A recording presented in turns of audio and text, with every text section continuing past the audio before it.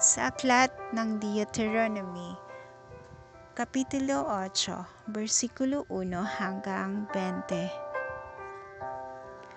Ang lahat ng utos ng aking iniutos sa iyo sa araw na ito ay inyong isasagawa upang kayo'y mga buhay at dumami, at inyong mapasok at ariin ang lupain na isinumpa ng Panginoon sa inyong mga magulang.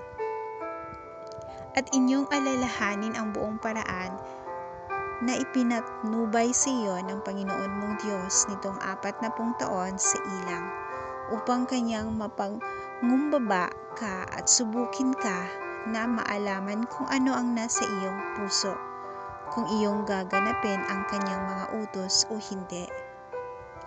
At ikaw ay pinagpangumbaba niya at pinapagdamdam kanya ng gutom, at pinakain kanya ng mana na hindi mo nakilala ni nakilala ng iyong mga magulang, upang kanyang maipakilala sa iyo na hindi lamang sa tinapay nabubuhay ang tao, kundi sa bawat bagay na nagmumula sa bibig ng Panginoon. Ang iyong suot ay hindi naluma sa iyo, ni hindi namaga ang iyong mga paa nitong 40 taon. At iyong pagmumuhiniin sa iyong puso na kung paanong pinarurusahan ng tao ang kanyang anak, ay gayon pinarurusahan ka ng Panginoon mong Diyos. At iyong tutuparin ang mga utos ng Panginoon mong Diyos, na lumakad ka sa kanyang mga daan at matakot ka sa kanya. Sapagkat dinala ka ng Panginoon mong Diyos sa isang mabuting lupain, na lupain ng mga batis ng tubig, ng mga bukal na mga kalaliman na bumubukal sa mga libis ng mga bundok. Lupain ng trigo at ng sibada at ng puno ng ubas at ang mga puno ng ikos at mga granada, lupain ng mga puno ng olibo at ng pulot. Lupain na kakainin mo ng tinapay na di kapos, na walang magkukulang sa iyo roon. Lupain ng mga bato ay bakal, at ang kanyang mga burol ay makukunan mo ng tanso. At kakain ka at mabubusog ka, at iyong pupurihin ang Panginoon mong Diyos, dahil sa mabuting lupain na kanyang ibinigay sa iyo. Mag-ingat ka na baka iyong malimutan ang Panginoon mong Diyos, na hindi mo pagtupad ng kanyang mga utos, at ng kanyang mga kahatulan, at ng kanyang mga palatuntunan na aking iniutos sa iyo sa araw na ito. Baka pagka ikaw ay nagkakain ay nabusog at nakapagtayo ng mabubuting bahay, ay iyong natahanan.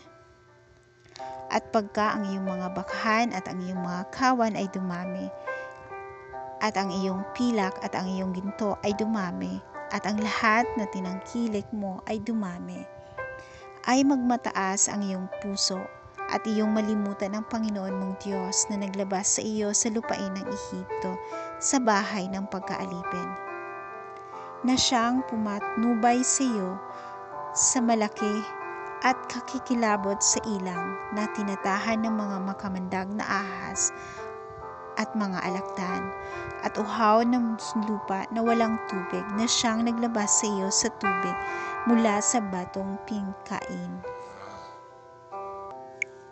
na siyang nagpakain sa iyo ng mana sa ilang na hindi nakilala ng iyong mga magulang, upang kanyang mapangumbaba ka at kanyang subukin ka na pabutihin ka sa iyong wakas. At baka iyong sabihin sa iyong puso, ang aking kapangyarihan at ang lakas ng aking kamay ang siyang nagbigay sa akin ng kayamanang ito. Kundi iyong alalahanin ang Panginoon mong Diyos, sapagkat siya ang nagbigay sa iyo ng kapangyarihan upang magkaroon ng kayamanan, upang kanyang papagtibayin ang kanyang tipan sa kanyang isinumpa sa iyong mga magulang, gaya nga sa araw na ito. At mangyayari na kung iyong kalilimutan ang Panginoon mong Diyos, at ikaw ay susunod sa ibang mga Diyos, at iyong paglilingkuran sila, at iyong sasambahin sila, ay aking patutunutuhan laban sa iyo sa araw na ito, na kayo'y tunay na malilipol. kung paano ang bansang nilipol ng Panginoon sa harap ninyo, ay gayon kayo malilipol sapagkat hindi ninyo dininig ang tinig ng Panginoon ninyong Diyos.